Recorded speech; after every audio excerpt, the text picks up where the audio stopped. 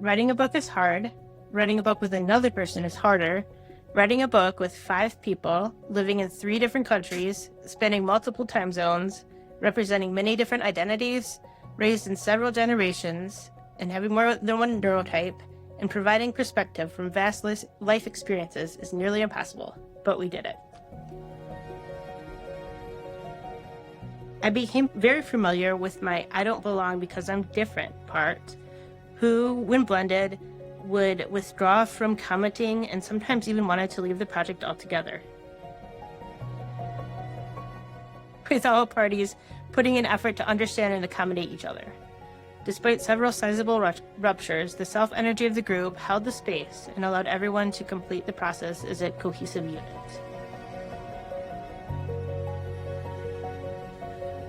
Welcome back to the True You podcast. My name is Bill Tierney. My co-host is Dr. Martin Kettlehead, Marty. And we have a special guest today with us, Morgan Monte. Say hello, Morgan. Hi. And you have a friend with you. You want to introduce your friend? Yeah, my dog Finn. He wandered over there, but he might be back. So He'll be back. So we'll see Finn. For those that are actually watching and listening, you're going to see Finn. What kind of dog is Finn?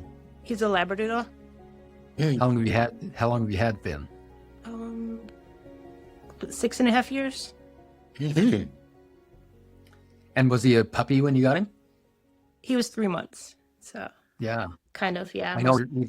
I know he's really important to you. I think every time I've been on Zoom with you, Finn has been right there. Mm-hmm.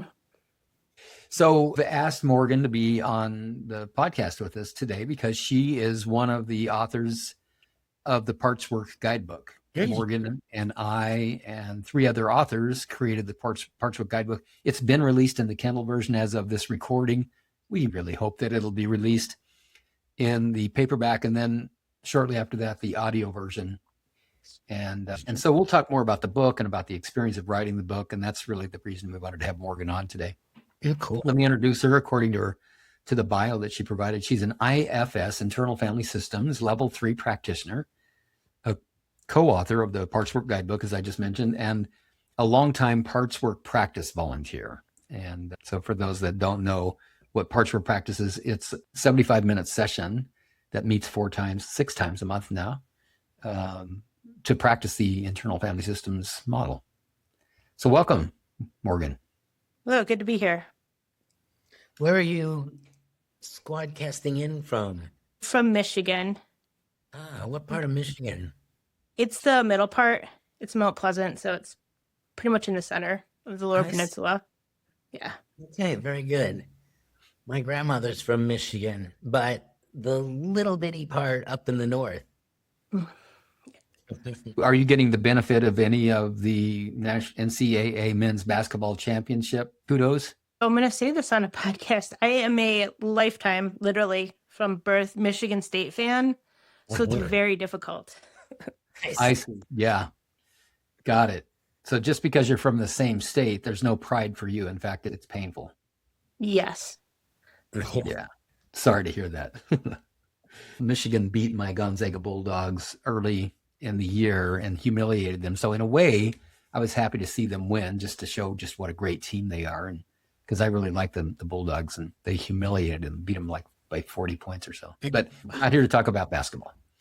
Marty asked where you are. Marty, you are where? I'm in Mexico right now. For another week? For another month.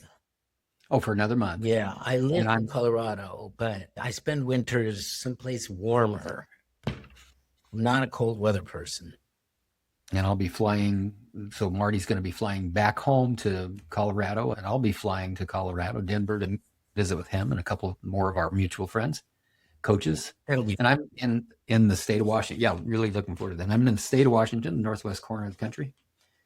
So Morgan, let's talk about your relationship to IFS and the model and what was important and interesting to you about writing the book. One of the things that you put in the information that you provided us when we invited you to the podcast was reference to your neurodivergence. And I'd kind of like to know about that. That's a pretty general question, but can you share more with our listener about your neurodivergence? I guess, yeah, telling of that as it is a very broad question. So I'm not really sure Where to start? Yeah. So let's good to help me to ask a better question then. Based on what you need from me, how could I ask a better question? I know in some of the potential questions, either if you're wondering how it was for me when I was little or coming into just embracing neurodivergence or within the context of writing the workbook or within work or relationships. That's very helpful. Thank you. So how about this? When did you first realize that you were what you now think of as neurodivergent?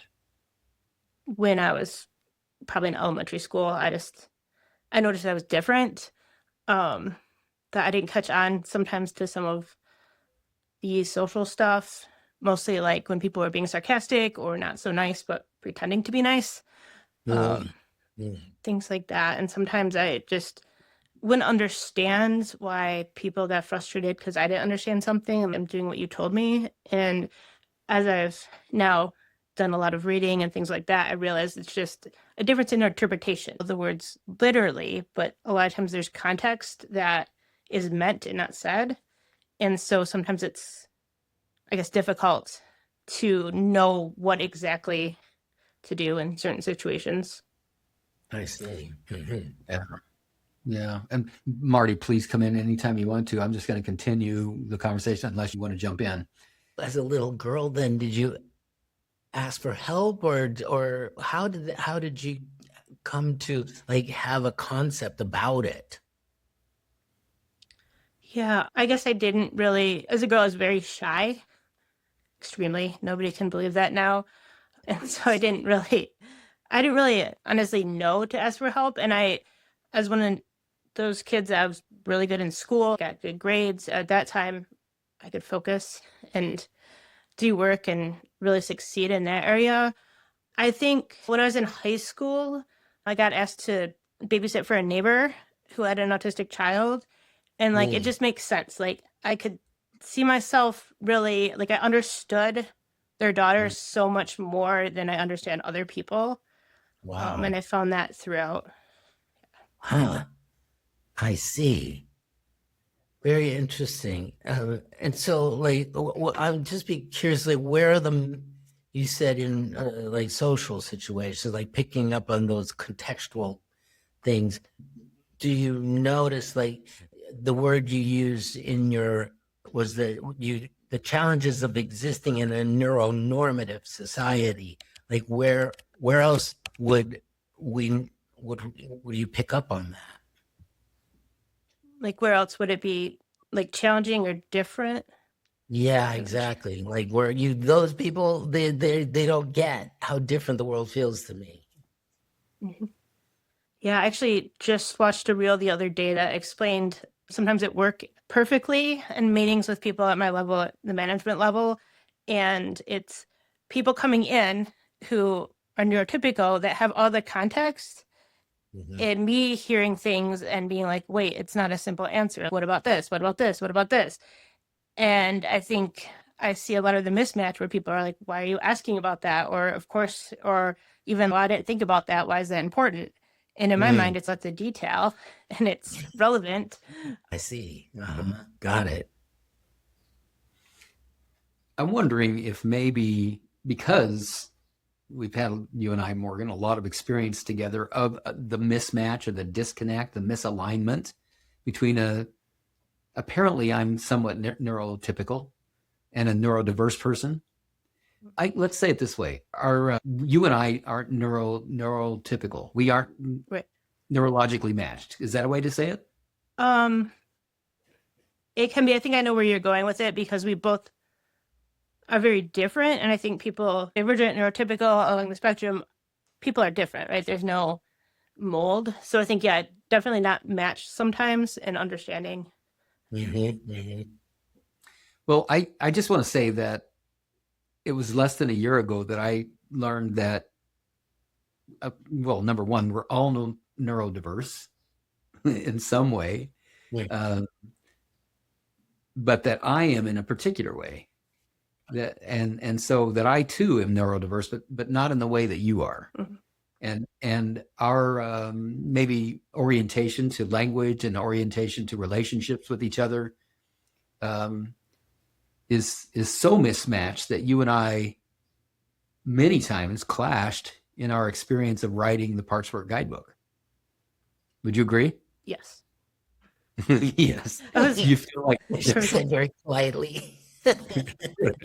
and you feel like talking about, is it okay to talk about that? Yeah. See, that's another thing. Like, you asked me a question, I answered it. So now, okay, you would like me to talk about it. I think it's just, yeah, different styles. And I've learned to and worked with my parts and try to figure it out part what bothers my system. And it's just, yeah, it's different pacing or different, like I was describing before. I don't understand. I think I'm answering your question, but maybe I don't see it that way. And then my answer doesn't align with your question because that wasn't your question. Is that how you would describe it? Yeah, absolutely. And I can remember we had a couple of breakthroughs over the course of the 3+ years that we worked together on this book with the other 3 authors. And the breakthroughs came when there was quite a breakdown where there was frustration, impatience, misunderstanding, and disconnection.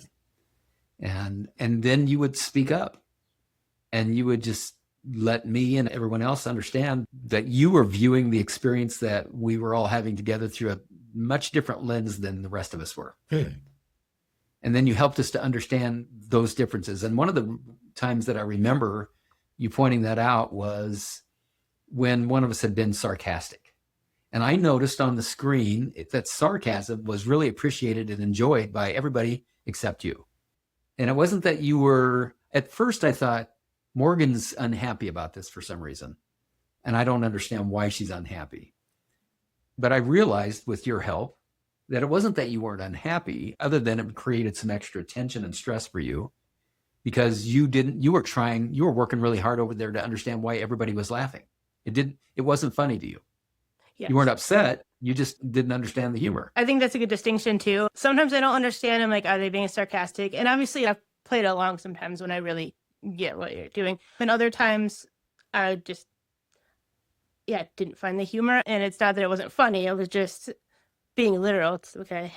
It wasn't funny to you because of that lens. You were hearing through an unfiltered filter. You were just hearing the words, interpreting what they meant, and there was no humor in that. But the innuendo, a lot of times with sarcasm, as my student, you're learning, and that's sarcasm right there. You asked me to teach you about sarcasm. Oh, I remember I did though, didn't I? Yeah. I think so. Yeah. Okay. You did. You asked me, can you help me to understand sarcasm? Wow. Huh. And so I took that on. I enjoyed it. How about you? I'm sure. Yeah. Yeah. And that was, I'll put a note for the podcast. It was the second time I had a friend, late middle school, high school, who was the first one that teach me about sarcasm. So this was like the adult version of when adults are being sarcastic, not kids teasing each other. Okay. So would you mind helping me to understand? So what was helpful? What did you learn about it? And was it helpful even to learn about sarcasm? Honestly, I don't have a lot of memories. I don't know. Broad, I think. There's part of my brain too. I can remember certain points of time and certain details. But like, how was that over time? No idea. I think it was helpful with our dynamic though. It was definitely helpful with that. And just getting to know people. Some people are more sarcastic. Some people are more serious. And how do you read that specific person? I feel like a lot of the misinterpretation is that neurodivergents don't understand. And that could be some of it or misreading it. But a lot of it too is, I just lost my thought. We understand, but it's just, I understand how people can be different. It's just the switching or the adapting to each person maybe. That was not my exact thought. Wouldn't have the same effect, I would imagine. Like, I heard what you said, but it doesn't have the same effect on me because I don't get that. I'd be curious to know, are there ways of doing humor or other things that you can do in your world that we don't get? What do you mean? Well, like, I'm just wondering if there's a mirror thing. So like, okay, your neurodivergence has you not see what's so funny about sarcasm. Are there things that you think or say that we don't get? Yes. I think so. I think I remember earlier on, I think those, I don't know if you're trying to be funny, and I was trying to joke, but also be serious because it is also a skill that is hard for me. So I think a lot of that was misinterpreted too. Either if it was because I was nervous or trying to lighten things, I think lighten things up or something, but yeah. Got it. Yeah. Yeah. And there was the clash, and it doesn't sound to me like, please correct me if I'm not getting this right, but it didn't seem to me that you were the one getting upset most of the time when there was a disconnect, unless you just weren't expressing that. Was that upsetting to you? Yes. Yeah, very. I think It was. Yeah, it wasn't the expression, and I wasn't, if you want me to be like honest in podcast. Yes, please. I think what was hard about it is I didn't understand how to express it, because when I tried, there was a lot of trying to figure out the container of the group versus we need to use IFS to get through this. And I thought I was doing that, but the group as a whole, I think, interpreted it differently. And I did not figure that out for a while. I need to talk about this and address this and work through this. But then when I feel like I tried, it was misread or something, which is not to either party bad. It's just just a reflection of the disconnect. Like it was almost as if we were using the same language, but the meaning behind the words wasn't landing either from you or from us to you. I'm very curious, and I could save this question for later if I'm interrupting the flow of where you want to go right now. But IFS itself, this is the system, it must lend itself to neurodivergence. Like it's not. I would imagine there are some systems of thinking or human discovery or that would be difficult for people with some sort of neurodivergence, and yet you're an expert at it. And so I find that fascinating, that because it goes so deep, there's so much to learn. It's a whole world of discovery available through IFS, and yet you're adept at it. It doesn't, your neurodivergence doesn't get in the way of that. And I find that fascinating. Yeah, first of all, to clarify, I don't see myself as an expert at all. A lot of people who are neurodivergent have really specific areas that they're completely interested in, and psychology and later IFS is mine. So I love it. My time off, I'll watch webinars and stuff too. Yeah, and I've heard different, again, I'm not an expert, that sometimes people that are neurodivergent just okay, this is what you say, or this is how it is. So I think sometimes, in some respects, I think people have an easier time with parts because they're like, oh, that makes sense. Okay. Not having that filter with this is crazy, or what, this is not how I thought about stuff. And this is not, again, speaking for every single person, but I've heard that. And I guess I'm also curious, from your question, what is your lens and why you're surprised that it was so easy for me? Well, so we're just hitting on it. Thank you for asking that. I would sometimes, when I'm being worked with, like in a session with Bill, for example, or somebody else, I feel like if I take it too literally, it doesn't work. Like I have to kind of use my imagination. I have to be creative. I have to let go of the more mundane world in order to get in there and see these guys as parts, and play with them in the proper way. And so I was thinking that non-literal, and maybe now I'm just exposing that I don't know. Does that make sense? Yeah, it makes sense. And I think that's one of two, everybody's different, right? I'm very creative. I've written stories. Just when I was little, I had this entire world that I thought I belonged to in my head thing, like super creative. I'm like, I don't know how I ever made that up. So it's not really a one size fits all. It's not like being literal isn't the same thing as not being able to have an imagination. I see. Yeah. That makes sense. I gotcha. Yeah.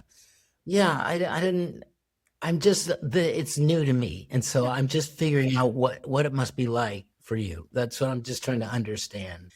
And so, yeah, that I think it speaks very highly of IFS too, like that people with all different sort of neurologies can use it so adeptly.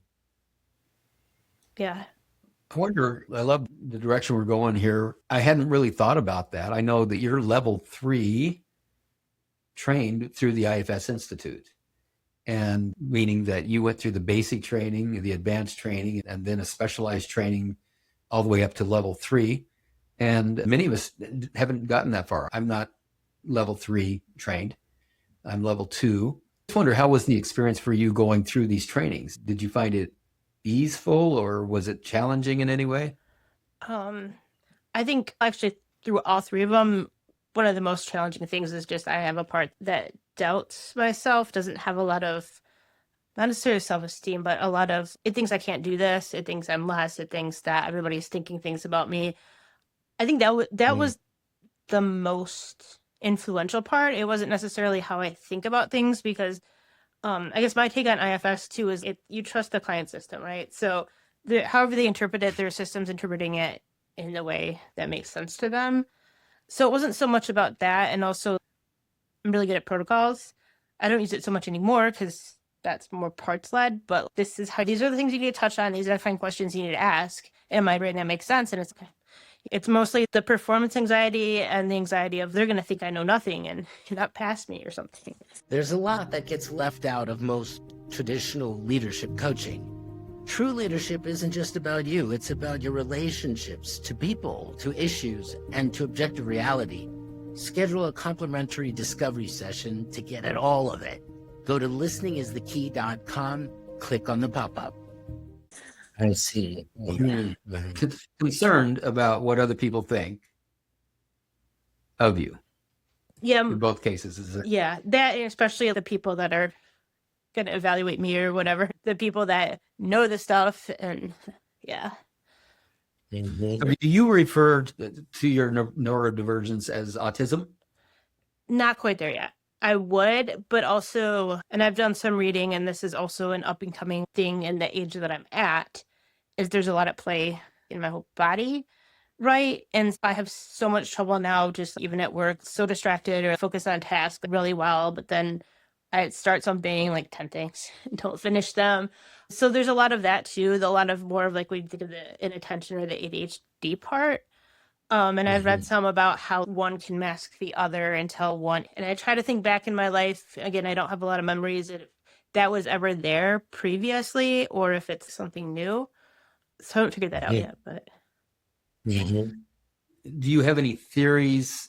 Like, for example, the thing that happened in the last year for me was a conversation with a friend who happens to be a therapist and who ID'd me as ADHD. She said, now, this is not a professional diagnosis, but you remind me of all my ADHD clients. Wow. Yeah. And so, and my response to that internally and remains, oh, great, that's my superpower. But I wondered, if, I mean, so for me, that helped me to understand myself a little bit better. It like normalized why I have 4 to 20 projects going all at the same time, why I keep super busy, but then it's also kind of confusing because I'm really efficient. And I do complete the projects and I do follow them all the way through, and I can stay completely focused unless I'm not interested in it. If I lose interest, it is impossible to keep my attention on it. So for me, being an employee, I'm in my 7th career, and I'm enjoying this career as a coach most because I don't have to answer to anybody. I get to be my own boss. Anytime I had to try to fit myself into a position with an employer, that meant I had to accept responsibility for completing tasks that I just wasn't interested in. Made it really, really painful for me. So I'm wondering, Morgan, are you relating to any of this? Yes. And I want to say first, and I'm glad you brought this up because I wasn't going to say anything, but when you said that, I'm like, it took you this long? Like, because I think people, and this is a thing, that have neurodivergence can recognize it, and other people are like, oh yeah. And again, yeah, that's totally, yeah, I think the fitting in is. Come on, it only took me 70 years. Come on.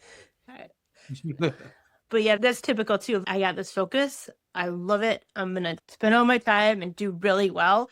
And that's part of my problem at work now too. This isn't as important, so I just forget. And takes so Yeah. much effort to get started on things that they could be really simple to complete, but it's just that extra effort to find the motivation. Now, in the coaching world, a client comes and explains that's what they're up against in their life, let's just say. It might be pretty easy to say, okay, let's get interested in this procrastination habit of yours. Or I'm not saying that I would say it that way, but it'd be pretty easy just to perceive what you just now said and label it as procrastination. Have you ever done that? I think other people have. And then it trickles down, right? So it's like, man, like, why can't I do this? Am I just lazy? And then the more I found out about other people, there's something that makes me have to try 10 times harder. And that's the disconnect, I think. Yeah. Yeah. And it's confusing and frustrating because it doesn't really address anything. It just labels it like, okay, so you're a procrastinator. Let's work on that. Let's have you take on different habits. Let's just have you break some bad habits.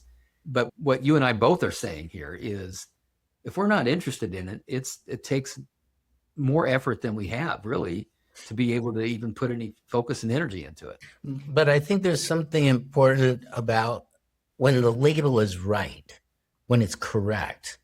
That can be like, oh, now I know what to work on. Now that it's been correctly labeled. Like, I have a friend who has borderline personality disorder, a whole other thing we're not talking about today. But when she got diagnosed, she was like, oh, no wonder life has been this way to me. No wonder I have trouble with this. No wonder. And now she can work on it. And I was recently, somebody labeled, I struggle with my income. And I started to talk about it with a friend, and she diagnosed me, so to speak, as having a racket about money. And as soon as I saw that, a racket is a term from landmark education. It means that you have a complaint about it, and it influences your behavior on a regular basis. And when she said that, oh, wow, yeah, now I know how to work on this. I have a complaint about money. No wonder I have trouble making it. I have a complaint about it. And so that was really helpful. So I think I just want to put that out there, that sometimes if the label is right, it's great, because then you know where to go to work. If it lands. Yeah. It lands. Yeah, that definitely tracks. If it's explained to me 20 times in the same way, and then somebody changes a word that means something different, oh, I get it. And the same with the tasks. I'm like, I had a lot of stuff done that was like just not signed. I'm like, why did I stop? And in my mind, it's like this step, and it feels so overwhelming. And I do it. I'm like, that took 5 minutes. Why did I wait 3 months? So. Yeah. Oh, my mind is just going in 2 or 3 different directions now in terms of where we might go next. And Marty, did that complete on your curiosity in that area? Yes, thank you. Yeah. Anything, Morgan, that's on your mind that you hope we will talk about here today?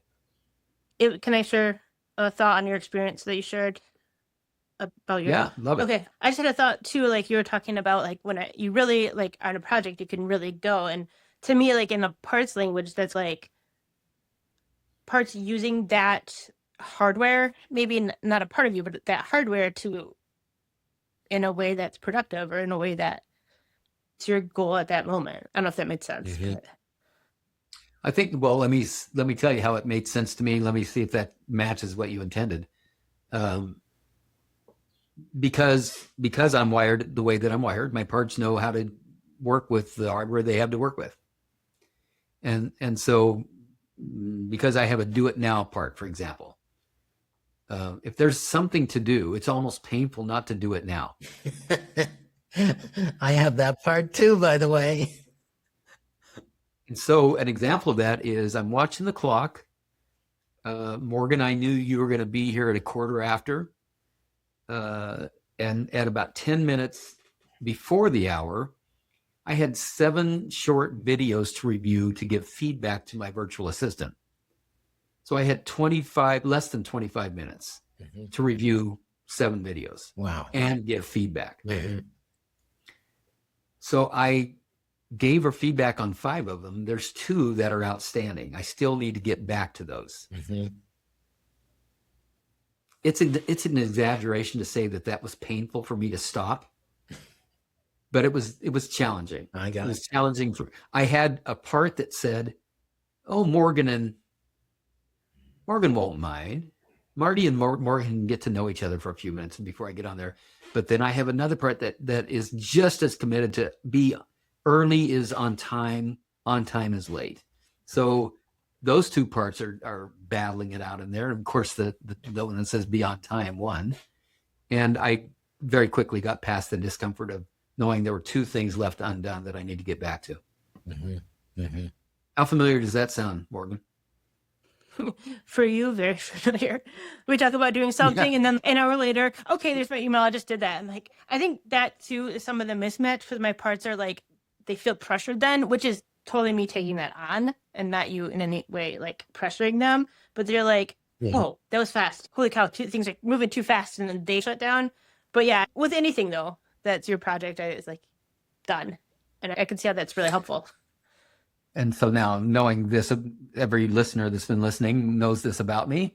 And I'm going to ask the listener now to imagine that 3.5 years ago, Morgan and I and Allison and Eileen and Noga started a project. And it's not done yet. And it makes me crazy that it's not done yet. Does it make you crazy, Morgan, or is it going too fast? Or? Yeah, when I signed up for this date, I was like, oh, it'll be out for a month. It'll be cool. Like, I think, and some of it, I do have some parts that are like, feel, I don't know, maybe take on some of that blame, but I also have parts that are like, there's stuff that we as a team literally couldn't move past until this step was done and this step was done. And, you know, so. Yeah. Yeah, it's not anybody's fault that it's taken this long. I certainly have parts that want to blame lots of other people and blame myself. But the book is Parts Work Guidebook.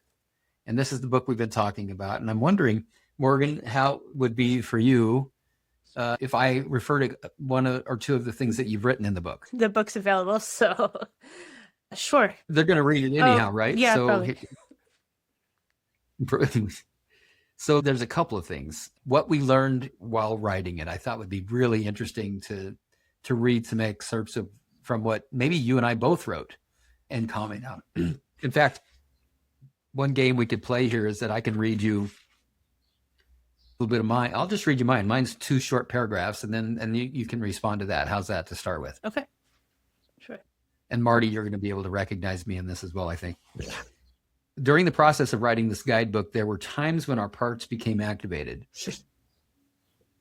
Now, here's some sarcasm. Oh, really?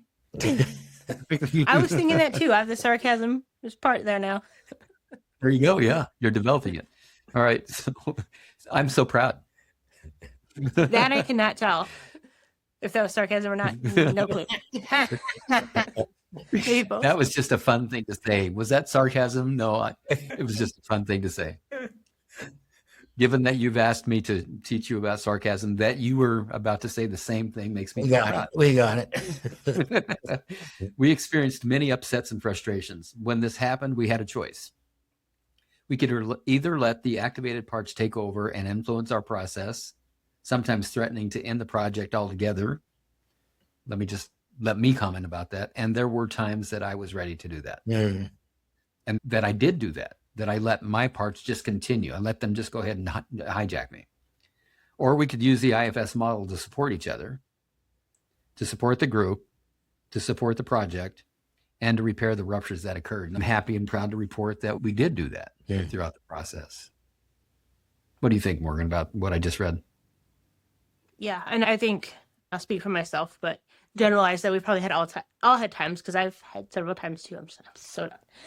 Yeah, when I think about that too, I think, again, I struggle with how to name things and I guess request help working through them, because I still feel like, for me, I still feel different, and those are my different parts, right? And so it still feels like there's a disconnect. That's my system, but definitely way better. We've had some roadblocks, and then we got it. The flow's back. Yeah. Yeah, and we knew we had the flow back because we were laughing and we had fun. And that was to me made this whole project worthwhile was when we as a team were having fun. And the last shorter paragraph is, and I just mentioned this, I have a get or done part that often became impatient when the process bogged down for one reason or another. When this part became activated, my energy shifted from cooperative to controlling, and this triggered other writers. This triggered you. When I got controlling. Yeah. Do you have your book there? Do you want to read your portion? I do. Can you give me a page number? Quick. Yeah, go to page 8. Way past. Okay. By the way, I do hate reading what I've written or anybody else, so it really doesn't matter. So I can read it. Would you prefer me to read it? No, I can do it. Okay. So this writing journey is strengthened by skills at collaborating with individuals who have different mental processes. Throughout the 3 years, the project has aided my tandem journey of embracing all of my neurodivergent brain has to offer, while recognizing how communication, when not aligned, can cause activated parts, and then parentheses, because I like parentheses, which interestingly can otherwise be quite similar in both individuals. And if I ever want to pause there, I think, and I don't know how you perceive this, Bill, but I think we have lots of different parts, but we are quite similar, I think, in a lot of ways, which also could make it harder. I don't know. Interesting. Oh, yeah, if we could pause there. How do you see us as similar? I see you definitely, and again, if I have the energy, which is part of it too, if I see a mistake, let's get it done. Let's fix it now. And things have to be they have to be done right? It has to look good. It has to flow. It has to be no errors. And I think we're really similar in that way with that attention and those goals, I think. I think that I agree. And I think that you have far greater attention to detail than I do. I have, because the combination of my get or done part and my perfectionist part ends up having imperfection, but the perfectionist part is so persistent that by the 4th or 5th or 10th time I've looked at it, the perfectionist part is saying, see, you missed that because you were in such a hurry to me. I noticed something else that you guys share. What's that? Big hearts, the space for each other and for other people that you help. You both have big hearts, or we wouldn't be able to have this conversation. That's true. That's a great thing to say and acknowledge. Thank you. Whenever you're ready, let's continue. Okay. I became very familiar with my I don't belong because I'm different part, who, when blended, would withdraw from commenting and sometimes even wanted to leave the project altogether. So that definitely, I noticed the activation of that part. And again, we've used different names, meaning making, assuming intent is something I like to use. It's like when I start interpreting what's going on, I'm like, I'm different. They don't understand me. I don't understand this. I just will be quiet because every time I speak up, it's misunderstood, which again is no parties. Well, right. And then I'm grateful to my co-authors for teaching me how to successfully navigate the social and communication structures of teamwork. Thank you for leaving the ampersand in there. With all parties putting in effort to understand and accommodate each other. Despite several sizable ruptures, the self-energy of the group held the space and allowed everyone to complete the process as a cohesive unit. Awesome. Yeah. I think it's amazing that 5 people would write a book. It's just incredible to me especially given all the layers of stuff, not only our neurology, but our parts themselves and their issues that they have and their needs that they have. And it's just incredible. And I think this is going to be a hugely valuable resource for many people. There's one more paragraph. You want to read it? Yes. Okay. And this kind of goes along with what you were saying. Writing a book is hard. Writing a book with another person is harder. Writing a book with 5 people living in 3 different countries, spanning multiple time zones, representing many different identities, raised in several generations, and having more than one neurotype, and providing perspective from vast life experiences is nearly impossible. But we did it. But we did it. That's right. One thing I want to say about why we were able to do it is that despite all those differences and all those challenges, what we were writing about was the IFS model and our experience with it. The IFS model is amazing, that it works for a broad range of neurodiverse, how do you say this? What's the word? Urgencies? Neurologies? Well, yeah, neurodiversity. So that's the whole spectrum. Neurotypicals, neurodivergent. Okay. Yeah. So, yeah. It just works. We all have parts. And as you were saying, and that was such a great point you made earlier, Morgan, that our parts are brilliant. They take what they have to work with and they make it work. They use the hardware, the software that we have, and they help us. They protect us. They devotedly do their jobs, and getting to know them in the way that IFS allows us to get them to know them helps us to get to know ourselves better, no matter what our neuro type thumbprint is. Type is. Yeah. We do need to begin to wrap up. Morgan, what else would you like to say to listeners who are just meeting you and learning about this Parts Work Guidebook? If I can adjacent to that for 1 second, I think, and part of the introductory questions were how was I coming back to myself or finding myself under these layers and things like that. And with IFS, it's when I started to have this self that allowed the confidence and everything, the clarity, so I could be myself, who have had to hide intentionally and not, to bring the self energy to the project, to my work, to everything. And that's the power, I think, of the model too. Absolutely. Yeah. Well, more, go ahead, Marty. I just said beautiful. Morgan, I so appreciate you joining us on the podcast. And I appreciate the last comment that you made, especially because this is the True You podcast. Our conversations really do center around the journeys of our guests and of each other, of Marty and I, of how we've lost ourselves and how we have found our way back. And it sounds like that's been the case for you. You have found your true authentic self, capital S. Yeah. Thanks for joining. Great to meet you. Thanks for being here. Yeah, Morgan. thanks for having me on. Take care.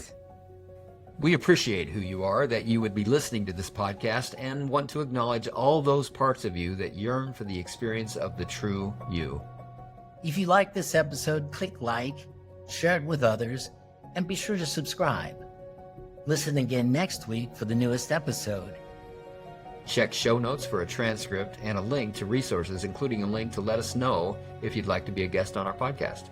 Thank you for listening and going on this journey with us back to the true you.